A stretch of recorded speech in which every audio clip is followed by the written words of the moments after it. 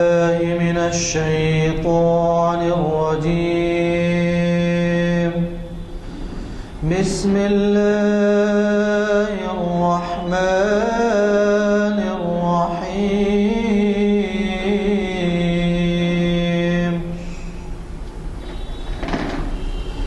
لا يكلف الله نفسا إلا وسعها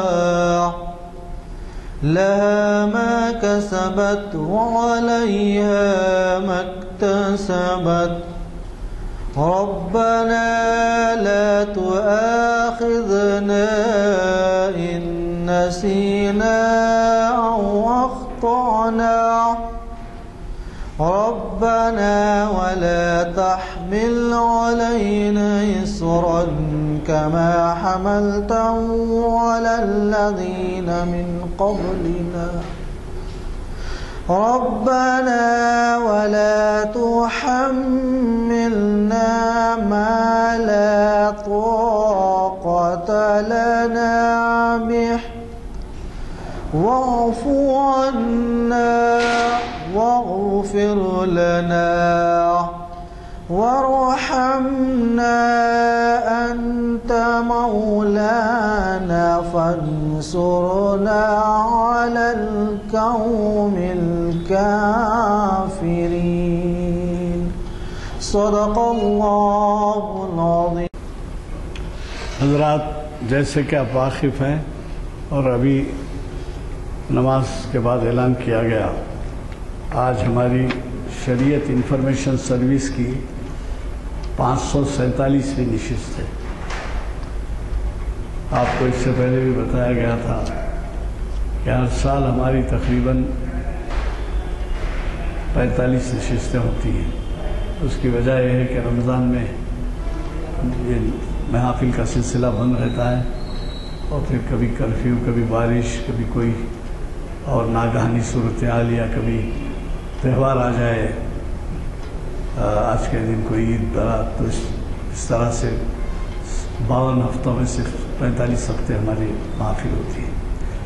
اور اب آپ اس سے اندازہ لگا لیجئے کہ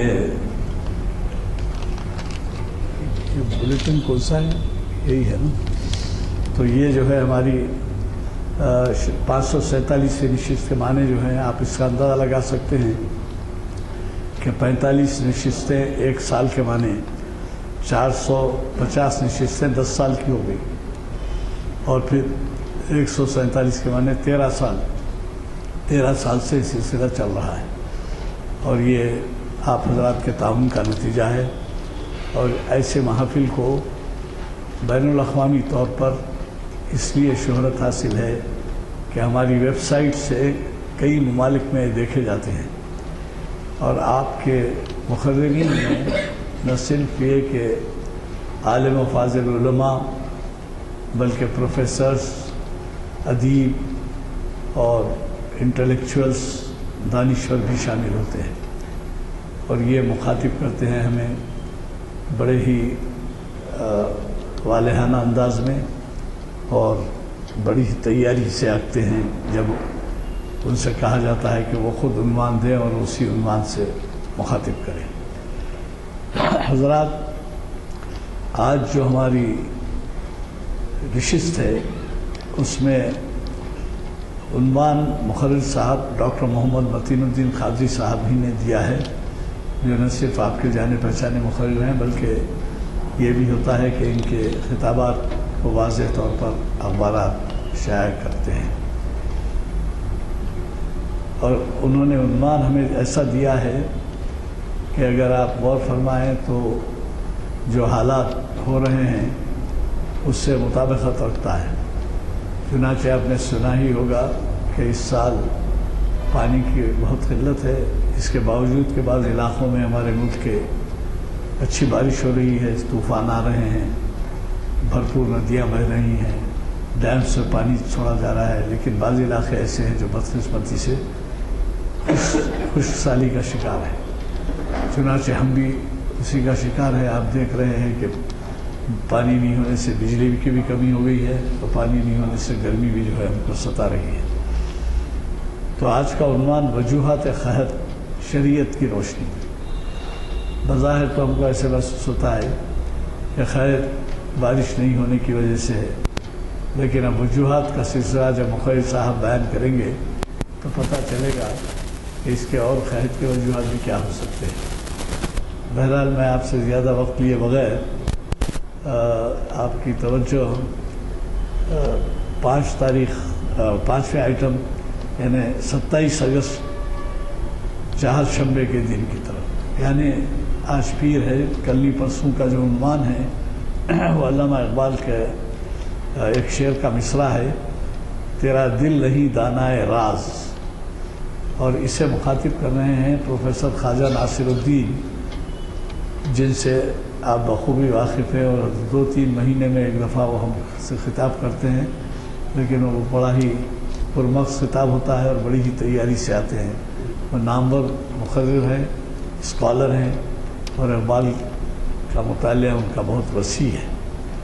یہ پروفیسر خواجہ ناصر الدین قدیم حیدرآبادی ہیں اور بہت اچھے اسکالر ہیں، بیرون ملک 25-30 سال گزار کے آئے ہیں، اور اس وقت بھی جو ہے وہ وزارت رسول خان صاحب کے میڈیکل کالج سے وابستہ ہے. اور یہ محفل اقبال شناسی کی 768ویں نشست ہے. اقبال شناسی کی محافل جو ہے یا سب سے قدیم وہی ہیں. آغاز ہمارا اقبال شناسی کے محافل سے ہوا تھا. اب جیسا آپ دیکھ رہے ہیں یا 768 اقبال شناسی کے ہوئے ہیں، تو 547 شریعت انفارمیشن کے، اور پھر 654 تاریخ اسلام کے. تو اقبال شناسی کے محافل کا چرچا اس طرح بھی ہے کہ بہت سے اقبال کے شائخ، کیونکہ وجہ یہ ہے کہ اقبال کا وہ کلام نہیں پیش کیا جاتا جو کوئی قرآن حدیث اور تاریخ اسلام سے یعنی سلسلہ نہ رکھتا ہوں، بلکہ وہ کلام پیش کیا جاتا ہے جو قرآن حدیث اور تاریخ اسلام سے مطابقت رکھتا ہے یا اس کے وضاحتوں کے لیے. تو بہرحال پیر چہارشنبے کے دن کا خطاب مت بھولیے اور اس سے استفادہ کیجیے. نہ صرف یہ بلکہ اپنے ساتھیوں کو لائیے. خصوصاً ہماری خوشی یہ ہوگی کہ اگر نوجوان زیادہ سے زیادہ آئیں اور اس سے استفادہ کریں. ابھی تو اسکول اور کالجز کا آغاز ہوا ہے، امتحانات کا سامنا نہیں ہے. ایسے محفلوں میں شرکت کرانے سے آپ کو بھی ثواب ملے گا، اور وہ بھی آپ کے مشکور ہوں گے جب وہ محسوس کریں گے کہ بھئی ایسی محفل میں ہم کو آپ نے شرکت کروائی جو فائدہ مند ثابت ہوئی. تو میں آج کے مخیر صاحب جناب متین الدین حافظ جناب ڈاکٹر محمد متین الدین قادری صاحب سے گزارش کرتا ہوں کہ وہ شہنشین پر تشریف لائے اور ہمیں مخاطب کریں. اللہ وبرکاتہ. اعوذ باللہ من الشیطان الرجیم. بسم اللہ الرحمن الرحیم. الحمد للہ رب العالمین، والصلاة والسلام علی رسولہ النبی الکریم وعلی آلہ واصحابہ اجمعین. اما بعد، محترم حاضرین اکرام، آج شریعت انفارمیشن کی اس نشست میں وجوہات قحط کیوں پڑتا ہے یا قحط کیوں ہوتا ہے، ہم شریعت اسلامی کی روشنی میں غور و فکر کے لیے جمع ہوئے. پہلی بات تو یہ ہے کہ قرآن مجید نے جو ابتلا، جو مصیبت، جو عذاب، جو خیر خداوندی جو ہے انسانوں کے گروہوں پر آتا رہا ہے، اس سلسلے میں قرآن نے واضح طور پر کہا کہ وَمَا أَصَابَكُم مِّن مُّصِيبَةٍ فَبِمَا كَسَبَتْ أَيْدِيكُمْ، سورۃ الشورى آیت نمبر 30، کہ جو کچھ مصیبت تم پر پڑتی ہے وہ وہی ہے جو تمہارے ہاتھوں نے کمایا.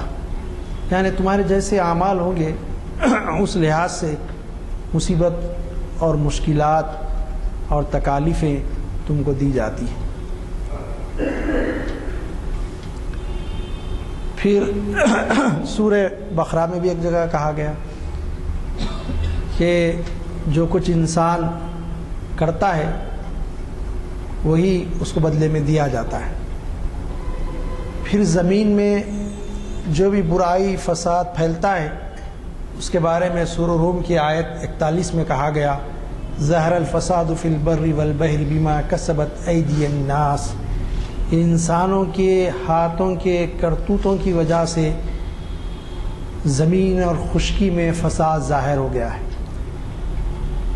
تو جو کچھ ہوتا ہے وہ انسانوں کے اعمال کی مناسبت سے ہوتا ہے کہ انسانی گروہوں کے اعمال جیسے ہوں گے دنیا میں معاملات اکثر و بیشتر ویسی ہوتے ہیں۔ البتہ کچھ آزمائشیں اللہ کی طرف سے ہوتی ہیں، وہ تو نیک بندوں پر ہوتی ہیں، لیکن عام لوگوں پر وہ معاملات نہیں ہوتے۔ لیکن اکثر مشکلات اور مصائب اور قحط سالی وغیرہ انسانوں کے برائیوں اور بدکاریوں کی وجہ سے عذاب کی شکل میں ہوتا ہے۔ عزیزان گرامی، تاریخ انسانیت کا اگر ہم مطالعہ کریں تو ہم دیکھیں گے کہ جب اللہ تعالیٰ نے انبیاء کا ظہور فرمایا اور ان انبیاء اکرام نے الہ واحد کی عبادت کی دعوت گروہ انسانی کو دی، اپنی قوموں کو دی، اور جب انہوں نے انکار کیا اور نبی کا مذاق اڑایا، اس نبی اور رسول سے تمسخر کیا اور پھر یہ کہ ان کی نافرمانی کی، تو اللہ تعالیٰ نے ایسے موقع پر عذاب نازل کیا اور وہ ان کی ہلاکت اور بربادی ان عذاب کے ذریعے ان کی گئی۔ عزیزان گرامی، اس کے علاوہ بھی یہ کہ جب نافرمانی حد سے بڑھی تو جو ہے اللہ تعالیٰ نے پیغمبروں کی موجودگی میں ان پر عذاب کیا، اور اکثر و بیشتر پیغمبروں کو اس ہلاکت خیز عذاب سے بچایا گیا۔ لیکن قدرت کا ایک یہ اصول ہے کہ اکثر یہ ہوتا ہے کہ جب خیر خداوندی ہوتا ہے تو اس میں نیک لوگ بھی آ جاتے ہیں۔ اس کے بارے میں بتایا گیا کہ جو نیک لوگ ہوتے دنیا میں تو وہ عذاب میں شامل ہو جاتے ہیں، عذاب ان کو گھیر لیتا ہے، خیر ان میں آ جاتا ہے، لیکن آخرت میں ان کے معاملات بڑے ہی اچھے ہوں گے، کیونکہ دنیا میں تو جب آتی ہے کوئی چیز تو اچھا برا سبھی کو لے لیتی ہے اور لپیٹ میں، یہی کیفیت ہوتی ہے۔ اور ہم دیکھیں تو ہم کو پتہ چلتا ہے کہ کیا معاملات ہے کہ جس کی بنا پر یہ قحط سالی ہوتی ہے۔ اور قحط سالی میں بھی ہم دیکھتے ہیں کہ سب سے اہم چیز ہے جو بارش کا نہ ہونا، بارش کا رک جانا۔ ابھی جیسے آپ کو بتایا گیا کہ ایک طرف تو کیفیت یہ ہے کہ طوفان اور طغیانی کی کیفیت ہے، 3 ریاستیں اس وقت ہماری سیلاب کی زد میں ہیں، اور ہمارا حال یہ ہے کہ ہم یہاں پر پانی کے بوند بوند کے لیے ترسنے کی نوبت ہے۔ کل ہی ایک جگہ بورنگ کی بات ہو رہی تھی تو میرے ایک ساتھی نے بتایا کہ میں نے کہا 150-200 فٹ پہ پانی آ جائے گا، ایک مدرسے میں بورنگ دلانے کی بات تھی، تو ہم نے کہا ہم دلا دیں گے۔ انہوں نے کہا کہ نعمتی صاحب سوچیے آپ 400 فٹ سے کم پانی نہیں آ رہا اس وقت، یہ حال ہے، اور بعض علاقوں میں 600 فٹ تک نیچے چلے گیا ہے پانی۔ تو زمین کا جو پانی کا سطح ہے، زمین کے اندر جو پانی کا لیول سطح ہے، وہ بھی بہت ڈپ میں چلے گئی ہے، بہت ڈیپ ہو گئی، وہ ڈپ میں چلے گئی ہے، اور وہ بھی بہت نیچلی چلے گئی ہے، اور ایسا محسوس ہوتا ہے کہ زمین کا پانی بھی خشک ہونے جا رہا ہے۔ کیفیات ہم اندازہ نہیں ایسی رہتے ہیں، بہت ہی خطرناک اس وقت کیفیت ہماری ریاست کی ہے، اور کسان پریشان ہیں کہ بیج بو نہیں پا رہے ہیں، یہ کیفیت یہاں کی ہے۔ لیکن قرآن اور حدیث میں اس بارے میں جو کچھ کہا گیا کہ قرآن مجید کچھ باتیں بتاتا ہے، اور احادیث مبارکہ میں جو کچھ آتا ہے، ہم آج اس شریعت انفارمیشن لیکچر میں اس کو دیکھیں گے۔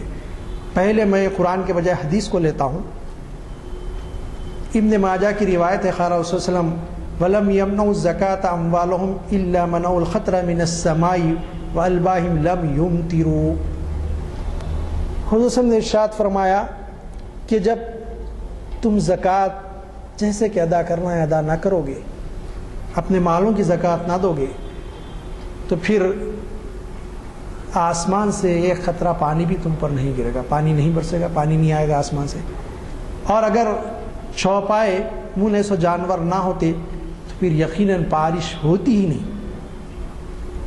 تو یہ پھر ایک جگہ روایت میں آیا کہ حشرات الارض بھی جو انسانوں پر لعنت کرتے ہیں کہ یہ انسانوں کی بدعملیوں کی وجہ سے ہم پیاسے مر رہے ہیں، ہم کو پانی نہیں مل رہا ہے، انسانوں کے برے اعمال کی وجہ سے پانی روک دیا جاتا ہے۔ عزیزان گرامی، جو چیزیں شریعت کی روشنی میں معلوم ہوتی ہے، پہلی چیز یہ معلوم ہوتی ہے کہ زکوٰۃ کا ادا نہ کرنا۔ ابن ماجہ کی اور ایک روایت ہے جس میں زکوٰۃ کے ساتھ ناپ تول میں کمی کا تذکرہ آیا ہے۔ ایک بات میں آپ سے عرض کرتے چلوں، اکثر ہم یہ سمجھتے ہیں کہ زکوٰۃ نکالتے ہیں، لیکن حقیقت یہ ہے کہ اگر آپ جائزہ لیں تو بینکوں میں جو امانت رقم رکھی ہوئی ہے اس پہ زکوٰۃ نکالی جاتی ہے۔ کاروباری جو لوگ ہوتے ہیں نا، وہ کاروبار میں ہے نا دولت، وہ پھر رہی ایک جگہ نہیں ہے بولے، تو اس پہ زکوٰۃ نہیں نکالتے۔ ایک محتاط اندازہ یہ ہے کہ جو اگر حیدرآباد کے جو تجار ہیں وہ زکوٰۃ نکالیں صحیح طور پہ، تو پھر حیدرآباد میں کوئی مسلمان کو جو ہے مانگنے کی نوبت نہ آئے۔ لیکن جیسے زکوٰۃ نکالنا ہے وہ زکوٰۃ نکالی نہیں جاتی، تو یہ مسائل جو ہے بڑے اہم ہیں کہ زکوٰۃ ادا کی جائے، ورنہ پھر آسمان سے پانی روک دیا جائے گا۔ زکوٰۃ نکالتے ہیں جیسے کہ نکالنا ہے، کیونکہ کروڑوں روپے اور لاکھوں میں زکوٰۃ نکلتی ہے۔ جب دینے کی بات آتی ہے زکوٰۃ نکلے، لاکھوں کا نکالے، کچھ ہیلے بہانے ڈھونڈے جائیں کہ وہ پیسہ ادھر ہے، وہ پیسہ ادھر ہے، وہ مال روٹین میں ہے، اس پہ زکوٰۃ نہ دی جائے۔ اور زکوٰۃ کیا ادا نہ کرنا یہ ایک بڑا سبب ہے قحط سالی کے، وجوہات قحط کے لیے کہ بارش نہ برسے۔ پھر دوسری حدیث کے مطابق معلوم ہوتا ہے ناپ تول میں کمی کرنا۔ ناپ تول میں کمی کرنے سے مراد یہ کہ آپ یہ سمجھتے ہیں کہ صرف تول کے دینے والی چیز میں کمی کی جاتی ہے۔ آج کل جو اوزان ہیں، جو آلات ہیں تولنے کے، وہ مختلف قسم کے ہیں، اور ہر جگہ، مثال کے طور پہ میں آپ کو بتاؤں، پٹرول پمپ سے وہ بھی جو پٹرول دیتا ہے انہیں تول کے دیتا ہے، میجر کر کے دیتا ہے، لیکن وہ ترازو لے کے تو نہیں تولے گا پٹرول، اس کا ایک مشین ہے، آلہ ہے، تو اس میں سے پہلے سیٹنگ ہوتی ہے کہ صاحب اتنے 2%، 3%، 1 لیٹر پٹرول میں وہ جو ہے پہلے سے کر دیا جاتا ہے۔ یہ بھی کمی ہے ناپ تول میں۔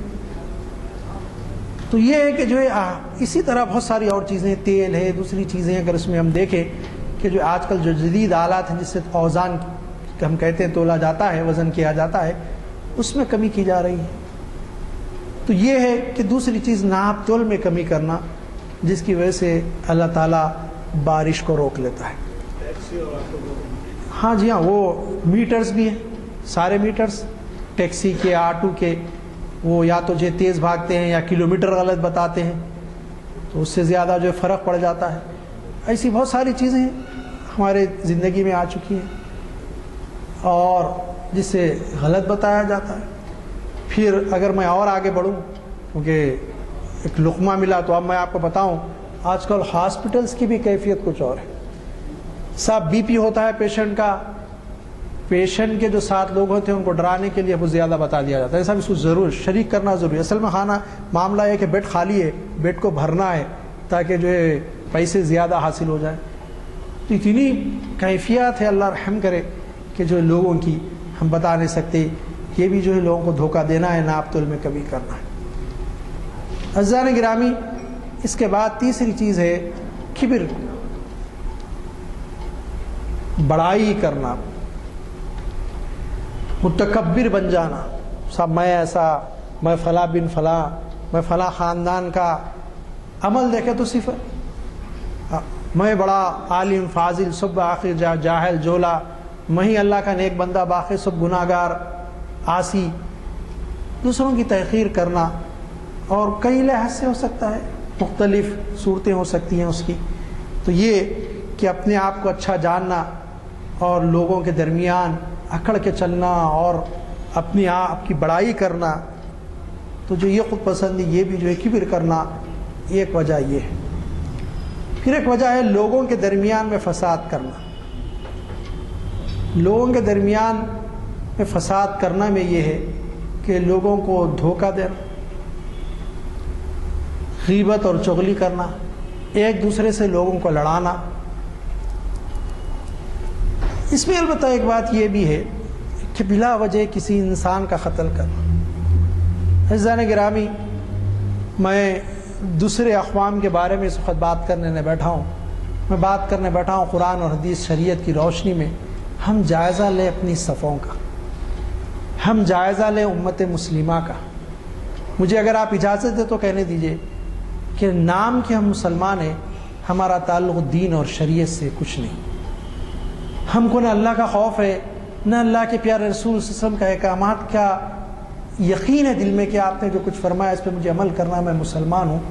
نہ قرآن مجید حلق سے نیچے اترتی ہے، تراویوں میں بھی سنتے ہیں، رمضان میں قرآن کی تلاوتیں ہوتی ہیں، پھر مصحف بن کر کے رکھی جاتی ہے، پھر رمضان آئی تو کھولی جاتی ہے، نہیں معلوم کہ کیا پڑھا رمضان میں قرآن۔ زندگیوں میں عمل ندارت ہے، ہونا تو یہ چاہتا ہے قرآن پڑھے تو پھر آپ چلتا پھرتا قرآن کی تفسیر بن جائے، جیسے کہ حضور صلی اللہ علیہ وسلم کے بارے میں فرمایا جاتا ہے کہ آپ چلتا پھرتا قرآن تھے، آپ کے اخلاق قرآن مجید تھے۔ ایک بندے مومن میں یہ کیفیت ہو، لیکن ہماری وہ کیفیت نہیں۔ بات نکلی فساد کی، قتل کی، تو میں ایک بات آپ کو بتاؤں گا کہ اللہ والا میرا بھی یہی گمان ہے اور میرے ساتھیوں کا بھی یہ گمان ہے کہ گزشتہ رمضان میں ہو سکتا ہے، اللہ والا ہم نہیں جانتے، ہم کوئی غیب کا علم نہیں جانے، ہم عاصی اور اس کے جو ہے گناہ گار بندے ہیں، لیکن ہم نے 21 اور 23 25 اور 27 اور 29ویں شب کو کوشش کی شب قدر تلاش کرنے۔ تو جس طرح 29ویں شب میں جو کیفیت تھی، یعنی 29 رمضان یعنی 28 اور 29 رمضان کے درمیان کی جو شب تھی، اس میں تو اس سے ہم کو ایسا احساس ہوا اور میرے ساتھیوں کو بھی احساس ہوا، میں نے بھی ان سے بات کی، شاید یہی رات شب قدر کی ہو۔ بڑی تھوڑا رم جھم بارش ہو رہی تھی، بڑا پرسکون منظر تھا فضا کا، اور مسجد میں جائیں تو پھر عبادتیں، قرآن کی تلاوتیں، نماز کے یہ کیفیت اور پھر پرسکون ماحول۔ لیکن افسوس یہ ہوتا ہے کہ اگر آپ 29 رمضان المبارک کے اخبارات اٹھا کے آپ دیکھیں کہ مسلم معاشرہ، ہمارا سماج کس طرف جا رہا ہے۔ اخبار میں تقریباً اردو اخبارات نے بڑی سرخی کے ساتھ یہ خبر آئی کہ ہمارے پرانے شہر کے ایک علاقے تالاب کٹے میں ایک شخص نے اس رات کو اپنی بیوی کا قتل کر دیا۔ ذرا آپ سوچئے کہ وہ رات جس میں مسجد میں ہونا تھا، وہ رات اللہ کے دربار میں ہونا تھا، وہ رات اگر گھر میں بھی ہو تو سجدے میں ہونا تھا، وہ رات جس کی اتنی بڑی فضیلت اور قدر ہے، قتل کر دیا گیا۔ اخبار میں بیان بھی آیا اس لڑکی کی ماں کا کہ 2 لاکھ روپے اب تک لڑکی سے منگایا تھا اور مزید رقم کا مطالبہ کر رہا تھا، اس نے کہا کہ میں نہیں مانگتی گھر میں جا کے ماں باپ سے، قتل کر دیا۔ قرآن کہتا ہے کہ جو ہے قرآن مجید میں کہا گیا بِأَيِّ ذَنبٍ قُتِلَتْ، یہ کہے گی اس دن، سورہ تکویر کی آیت ہے کہ جو ہے کس گناہ کے صلے میں جو ہے مجھے قتل کیا گیا، میں نے کیا کیا، آخر ایسا کیا گناہ تھا میرا جس کی وجہ سے جو ہے مجھے قتل کیا گیا۔ آپ غور کر کے دیکھیں کہ جو ہے سورہ تکویر کی آیت نمبر 9 ہے، آخری پارے کی، یہ مکی صورت ہے۔ آپ دیکھیے کہ جو ہے اس میں کہیں کیا وجہ تھی قتل کرنے، کیا گناہ تھا اس کا، اور ہم بہت آسانی سے گزر رہا تھا کہ ایک انسان کا قتل ہوا۔ آپ سوچئے کہ ایک مسلمان، وہ بھی تاخرات میں، ویسے سارے رمضان میں فسق و فجور چھوڑ دینا چاہیے، اور تاخرات، وہ تاخرات بھی جس کے بارے میں ہمارے جیسے عاصی گناہگار بندوں کا خیال ہے کہ شاید وہی ہو شب قدر، اور آپ میں سے بھی جو جگہ ہے اس رات کی رونق ہی کچھ اور تھی۔ آپ جانتے ہیں 29ویں شب کی جو رونق تھی، جو کیفیت تھی اس کی، تو یہ کہے گی قیامت میں کہ کیا جرم تھا، میں نے کیا گناہ کیا تھا، مجھے قتل کیا گیا۔ سب میں نے قتل نہیں کیا، آپ نے، لیکن میں بھی ذمہ دار ہوں، آپ بھی ذمہ دار ہیں، ہم اس قوم کے، اس امت کے ایک فرد ہیں، ہماری ذمہ داری ہے کہ اس کے بارے میں ہم کہیں۔ مجھے معافی کے ساتھ کہنے کی اجازت دی جائے، سب ایسے بات کہنے سے ہم گھبراتے ہیں، مسجدوں میں واعظ ہوگا، بڑی نصیحت ہوگی، لیکن معاشرے کی صورتحال جو کیفیت ہے اس کے اوپر نہیں ہوگا، الا ماشاءاللہ بس مجاز میں ہوتا، میں نے کہتا ہر جگہ ایسا ہوتا ہے، لیکن چھوٹے چھوٹے مسائل پہ بڑی شدت ہوگی، لیکن بڑے بڑے معاملات ہیں جو بڑے اہم معاملات ہیں، اور کہا جا رہا کہ جو تیسری جگہ پہ، تیسری بات میں جو آیا کہ لوگوں کے درمیان فساد کرنا، اس کے تحت میں گفتگو آپ سے کر رہا ہوں۔ بِأَيِّ ذَنبٍ قُتِلَتْ، بِأَيِّ ذَنبٍ قُتِلَتْ، کیا جرم تھا میرا، میں نے کیا گناہ کیا تھا، مجھے قتل کر دیا گیا۔ یہ اس وقت کہے گی، کیا جواب دیا جائے گا؟ آپ سوچئے کہ کس طرح مسلمان کس مقام پہ پہنچ چکے ہیں. شاید میں سمجھتا ہوں جو ہندو اردو اخبار پڑھتے ہو پڑھ لیں کہ ان کو بھی افسوس ہوا ہوگا, غیر مسلم بھائیوں کو بھی, کہ کیسے مسلمان ہیں اتنے مقدس مہینے میں یہ قتل کرتے ہیں. آپ ذرا سوچئے کہ کیسا دل ہمارا ہو گیا ہے. پھر کہا گیا بے حیائی عام ہو جائے گی. بارش رکنے کے اسباب بتا رہا ہوں میں شریعت کی روشنی میں. بے حیائی عام. آپ دیکھیے کہ کیسے کیسے پوسٹرز لگے آئے جاتے ہیں. اب وہ اسکرین پہ کیا بتایا جاتا ہے میں تو نہیں جانتا, جو دیکھتے ہیں ان سے پوچھیے, لیکن پوسٹرز دیکھ کے طبیعت خراب ہو جا رہی, حالت بگڑ رہی. اخبارات میں کبھی انگلش پیپر پڑھتے ہیں تو پہلے ہلو سے بیچ کا پیپر نکال دے کے بولتے ہیں اس کو جلا دو یا کہیں بھی ڈال دو کام میں, ورنہ بچے دیکھیں گے گھر میں حالت کیفیت ہے. انگلش اخبار منگانا چھوڑ رہے ہیں گھر پہ کہ بھائی بچے متاثر ہوتے ہیں, کیسے فوٹو آ رہے ہیں اس میں. آپ دیکھیے کہ بے حیائی کیسے عام ہو گئی. کسی پارک میں تفریح کے لیے جانا مشکل. ایک بہت بڑی نیوز ایجنسی ہندوستان کی, ہمارے ایک دوست اس میں کام کرتے, بھوپال میں رہتے آئے, تو بولے کہیں گھمانے لگ جاؤ. میں نے ڈرائیور سے کہا کہ بھائی کہیں کو لے کے چلے. اس نے کہا صاحب نکلس روڈ چلے. وہاں جانے کا میں نے کہا بھائی یہاں کہاں ٹھہرتے, ذرا تھوڑا ادھر ہٹ کے چلے تاکہ جو مشکل ہو جائے. اور کیا بھی ہے, یہ حیدرآباد میں بھی ہے بولے سر, نہ دیکھ نہیں سکتے ٹھہر نہیں سکتے آپ. آپ سوچیے بے حیائی کا عام ہونا یہ ایک معاشرے کی کیفیت ہے. غیروں کی بات تو چھوڑ دیجیے, خود اپنی کیا کیفیت ہے دیکھیے اپنے لوگ. رمضان میں 4 ٹی وی پہ ایک نیوز بتائی گئی کہ روزے کی حالت میں مسلمان بچیاں برقعوں میں اور بچے جو 7 ٹومز کرنے جو مناظر تھے, 2-3 منظر اس نے نیوز میں بتایا. تراویح پڑھ کے آنے کے بعد 10 بجے جو نیوز آ رہی تھی اس میں دیکھا, تعجب ہو گیا کہ رمضان میں کتنی بھی ہے عام ہو گئی. کیا یہ آپ کی میری ذمہ داری نہیں کہ ہم اس کو روکیں؟ دیکھیے اور کر کے کہا گیا رشوت اسباب. اب اس وقت تو جو ہے میں سمجھتا ہوں احمق سمجھا جاتا ہے وہ شخص جو رشوت نہیں لیتا ہے معاشرے. کیا کیفیت ہماری. چوری ہوتا ہے, لوگوں کے حقوق ادا نہیں کرنا. صاحب رشتہ داروں کے حقوق, ماں باپ کا حق, بھائی بہن کا حق, اولاد کا حق, پڑوسی کا حق, خاندان کا حق, خیش و خارب کا حق, پھر اہل محلہ کا حق, اہل شہر کا حق, اہل وطن کا حق. بڑی ذمہ داریاں ہیں, بڑے حقوق ہیں. حقوق کا اگر تذکرہ کریں تو بوجھ تلے اس کے دبے جائے یہ کیفیت. لیکن ہم کو کوئی اسی چیز کا احساس ہی نہیں ہے. ہمارا کیا معاملہ ہے. کثرت معاصی یعنی گناہوں کی کثرت, گناہوں کا کرنا, اور پھر گناہوں کے کرنے کے بعد گناہ کا احساس بھی نہ رہے کہ گناہ کیا جا رہا ہے. بلکہ اب تو کہنے کی اجازت دیجئے, گناہ کرنے کے بعد دوستوں کے سامنے فخریہ کہا جاتا میں ایسا کرو بیٹا. کیا مسلم معاشرہ کدھر جا رہا ہے. پھر کیا ہم غور کر کے دیکھیں کہ جو کیا یہ کیفیت ہماری کیسی ہے کہ جو ہے جس کی بنا پہ ہم گرفت میں آنے والے نہیں ہیں. اب بادل آتا ہے, میں بھی نکل رہا تھا کالج سے, نکلنے سے قبل میں نے دیکھا کہ شاید بارش ہو جائے, نماز نہ ملے. ایک جگہ نماز پڑھ لیا عصر کی, آپ کی مسجد میں آنے سے پہلے ایسا بادل کہ میں سمجھا کہ شاید بارش میں بھگتے ہوئے جانا ہے. ایک قطرہ پانی نہیں ملا آنے تھے. آپ دیکھیے کہ کیا کیفیت ہے. گناہوں کی کثرت, کیسے کثرت اس وقت گناہوں کی ہو چکی. گناہ کرنا بڑا آسان اس معاشرے میں ہو چکا ہے. ہم غور کریں دیکھیں کہ کیسے گناہ ہیں.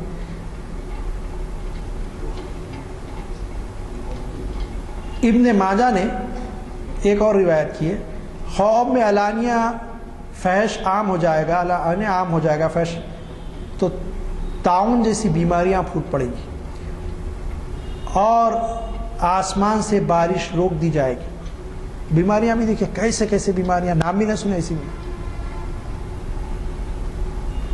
بعض تو اموات ہوتی ہے, پوچھے ڈاکٹر صاحب وائرل انفیکٹ, کیا وائرس تھا صاحب؟ نہیں معلوم صاحب, نہیں بتا سکتے.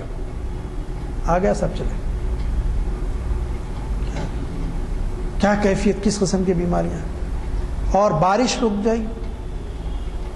پھر اس کے آگے کہا گیا یہ کب ہوگا, جبکہ فحش کے ساتھ ناپ تول میں کمی کریں گے اور اللہ اور اس کے رسول کے عہد کو توڑ دیں گے. تو بارش بھی رک جائے گی. پھر کہا تو ان پر ظالم و جابر سلطان کو اللہ مسلط کر دے گا. ابن ماجہ کی روایت. دیکھیے صاحب کیا ہوگا, بیماریاں پھوٹ پڑیں گی, بارش روک دی جائے گی, اور اللہ اور اس کے رسول کے عہد کو توڑ دیں گے. جو کچھ اللہ اور اس کے رسول کا عہد ہے, قرآن حدیث کے ذریعے ہم کو ملا ہے, جن باتوں کا عمل اس کو توڑ دیں, نہیں کرنا ہو اس کی نافرمانی کرنا, عہد کو توڑ دیں گے, تو پھر ان پر ظالم و جابر سلطان کو اللہ تعالیٰ مسلط کر دے گا. دیکھیے آپ کتنا یہ روایت کتنی سچ ثابت ہو رہی کہ کیسے کیسے لوگ ہمارے سروں پہ مسلط کر دیے. یہ اب ابن قدامہ نے کتاب التوابین میں توبہ و استغفار کے سلسلے میں حضرت موسیٰ علیہ السلام کی قوم کا ایک ذکر کیا. میں آپ کے سامنے اس کا تذکرہ کرنا چاہتا ہوں. موسیٰ علیہ السلام کی قوم کو اللہ نے قحط میں پکڑا, بارش ہی نہیں ہوتی. موسیٰ علیہ السلام کی قوم حضرت موسیٰ کے پاس آئی. حضرت موسیٰ نے کہا کہ تم بڑے نافرمان ہو, بہت معصیت میں مبتلا ہو, اس لیے اللہ نے کہا کہ ہم توبہ استغفار کرنے دیں. کہا کہ چلو. یہاں پر ابن قدامہ لکھتے ہیں کہ ان کی کل تعداد جو حضرت موسیٰ کے ساتھ میدان کی طرف گئی, کہا چلو میدان میں توبہ استغفار کریں. 70,000 تھی, 70,000, اور بڑے میدان میں گئے. جانے کے بعد حضرت موسیٰ نے دعا کی, بارش نہیں ہوئی. حضرت موسیٰ نے التجا کی وہیں میدان میں ٹھہرے ٹھہرے, مالک کہ کیا میری نبوت سلب کر دی گئی جو آپ نے دعا قبول نہیں کی؟ تو اللہ کی طرف سے فوراً جواب آیا, موسیٰ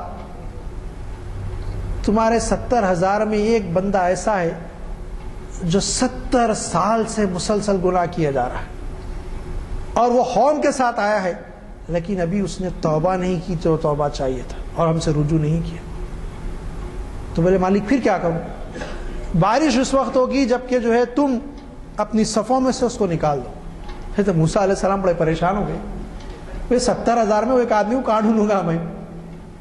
تو بولے مالک پھر میں کیسے اس کو ڈھونڈوں؟ تو آگے تم اعلان کر دو.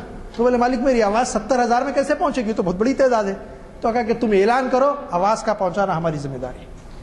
حضرت موسیٰ نے کہا کہ اللہ نے مجھ سے کہا ہے کہ ہم میں ایک ایسا شخص ہے جو 70 سال سے اللہ کی نافرمانی کر رہا ہے, اور اللہ کا حکم یہ کہ ہمیں سے اٹھ کے چلا جائے تو بارش ہوگی, ورنہ پورے قحط سالی میں گرفتار ہے, مر جائیں گے بارش نہیں ہوگی. تو وہ شخص آزوک بازوک دیکھا, نظر دوڑایا, مجمع سے کوئی اٹھا, کوئی نہیں اٹھا. جب تک اس کا معاملہ تھا قوم کے ساتھ آیا, جب دیکھا کہ کوئی نہیں اٹھے تو بولا کہ شاید اب موسیٰ خود میرے کو اٹھا دے. فوراً گرا سجدے میں, بولا مالک 70 سال سے میرے عیبوں کی پردہ پوشی کرتے رہا, آج بھی کر دے, لیکن اب وعدہ کر دوں کہ پھر کبھی گناہ نہیں کروں گا. توبہ اصل یہ, بہت گناہ کیا مالک, اب ایک بار اور ستر پوشی کر دے میرے عیبوں کی. بس بارش شروع ہوگی. موسیٰ علیہ السلام بولے کہ اٹھا رہی, بارش کیسا ہوگی؟ ابھی تو اللہ تعالیٰ بولے اٹھے گا تو ہی بارش کروں, برساؤں گا, گیا نہیں. پھر بولے مالک یہ کیا معاملہ؟ تو بولے موسیٰ معاملہ یہ تھا کہ جب تو اس نے اعلان کیا تو اس نے دیکھا کوئی اٹھ رہا نہیں, تو اس نے میری طرف رجوع کیا, بڑی گریزاری کی, آوزاری کی. بولا مالک کہ جو ہے 70 سال سے میرے جیسے گناہگار کی پردہ پوشی کرتا رہا, اب 70,000 لوگوں کے مجمع میں رسوا کرتا گیا. اب میں سچے دل سے توبہ کرتا ہوں, پھر کبھی کوئی گناہ نہیں کروں گا, اب میری لاج رکھ لے. بس بارش ہو. ہے تو موسیٰ نے, آتا ہے اس میں ابن قدامہ نے لکھا کہ حضرت موسیٰ علیہ السلام نے پوچھا مالک کون ہے بتا دے. کہا موسیٰ 70 سال سے نافرمانی کرتے رہا تو نہیں بتایا تم کو, اب جب میرے پاس رجوع کر آپ کیوں بتاؤ؟ کیا غفور الرحیم ہے, کیسا بخشنے والا ہے آپ دیکھیے. لیکن یہ کہ جو اس وقت جو کیفیت ہے, اس میں بحیثیت قوم ہم نکل کر توبہ و استغفار کرنے کے لیے تیار.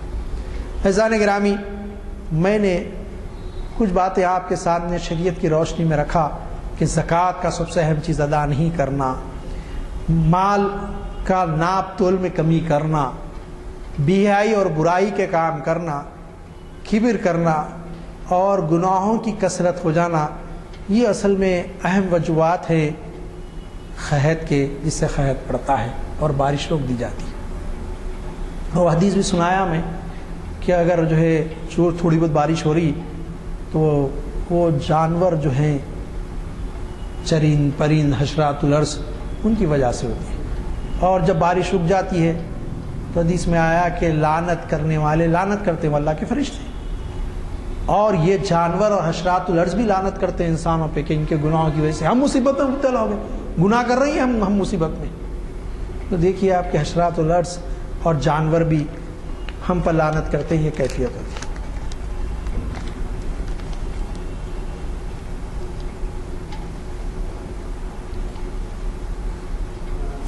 بخاری شریف کی شرح فتح الباری، اس میں بخاری شریف کے شارح نے ایک خیز سالی کی وجہ بتائی۔ انہوں نے لکھا، یہ حدیث نہیں ہے، انہوں نے کوٹ کیا حدیث کو پڑھنے کے بعد، کہ جب اللہ کی حرام کردہ چیزوں کا ارتکاب لوگ کرنے لگتے ہیں تو رب کی جانب سے انتقام کے طور پہ بارش روک دی جاتی ہے، خیز سالی۔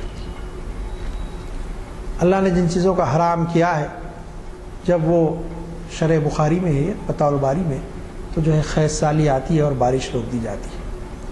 یہ کیفیت جو ہے اس وقت ہوتی ہے۔ اب سوال یہ پیدا ہوتا ہے کہ خیز سالی سے بچیں کیسا؟ سب ٹھیک ہے، گناہ ہو گیا، جو بھی ہو گیا ہو گیا۔ کہا گیا کہ جو تم سارے گناہگار اور بہترین گناہگاروں میں بہترین شخص وہ ہے جو توبہ کرنے والا ہے اللہ سے۔ توبہ و استغفار کی بڑی کثرت ہے۔ میں قرآن مجید کی 1-2-3 آیتیں آپ کے سامنے رکھوں گا، لیکن حضرت حسن سے ایک روایت ہے، وہ بڑی اہم چیز ہے۔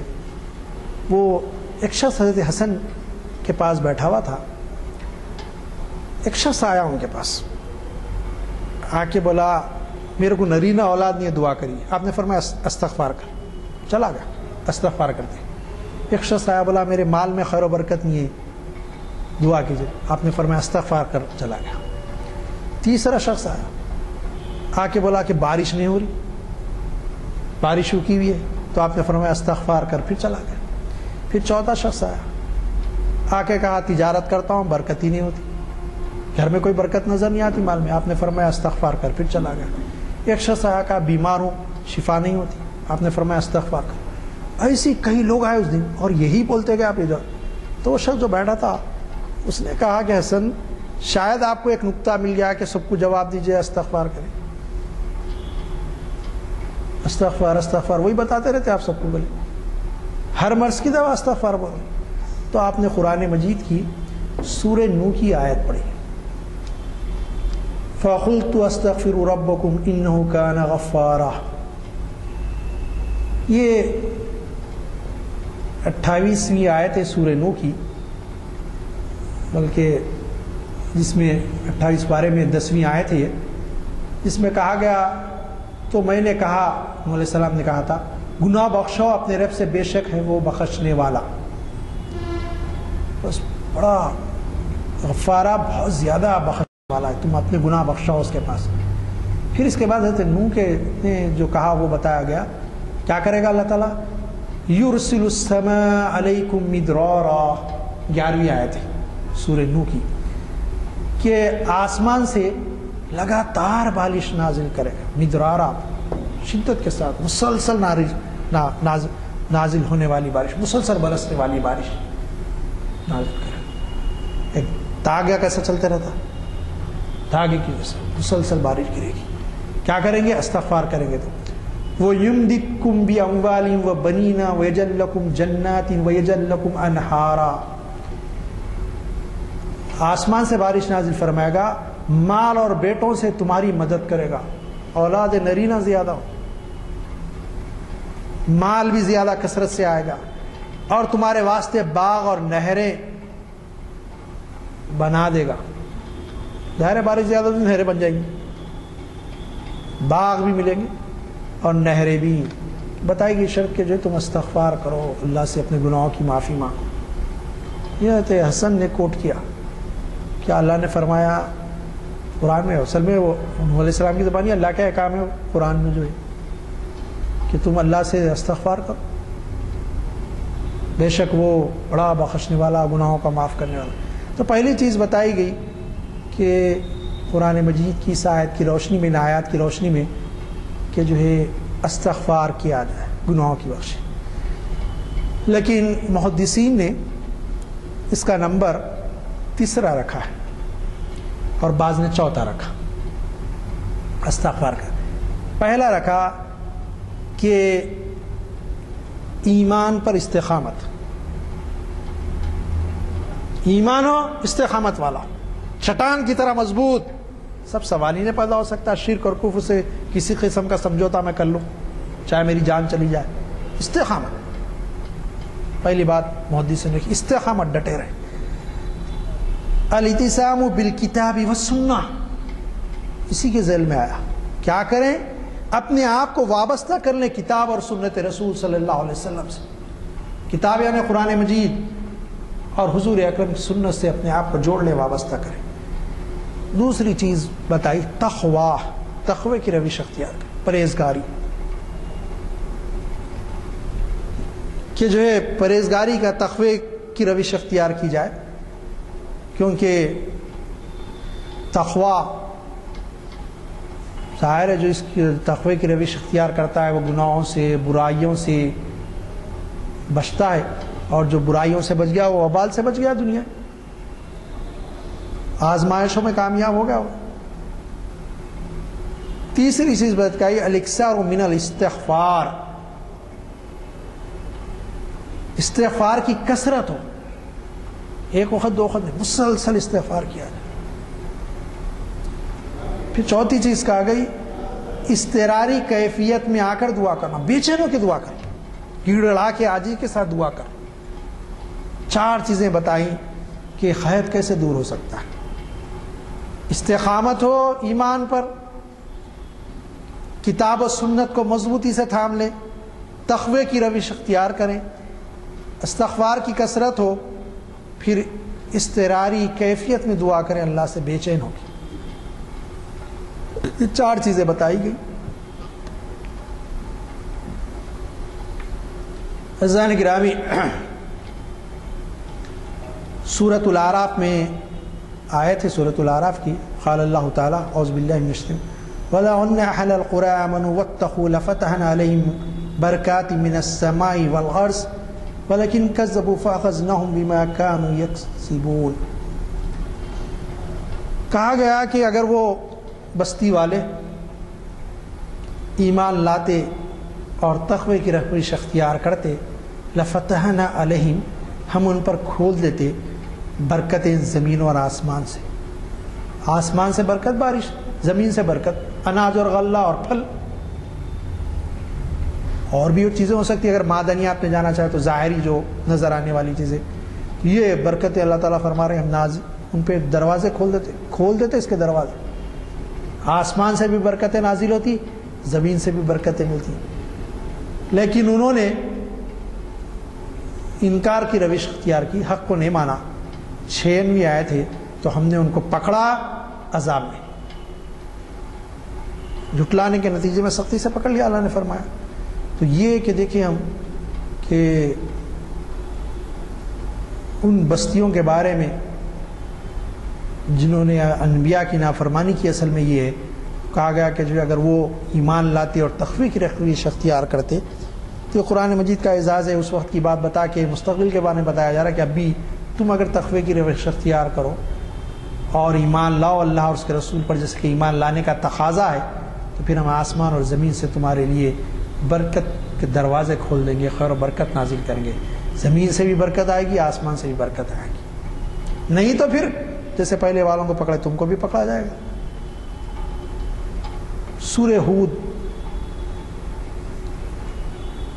یہ یہاں پر بھی حضرت ہود کے الفاظ میں قرآن مجید کے آئے تھے۔ حضرت ہود نے اپنی قوم سے کہا، مفسرین نے ذکر کیا حضرت ہود کی قوم پر گناہوں کے سبب 3 سال تک قحط سالی رہی،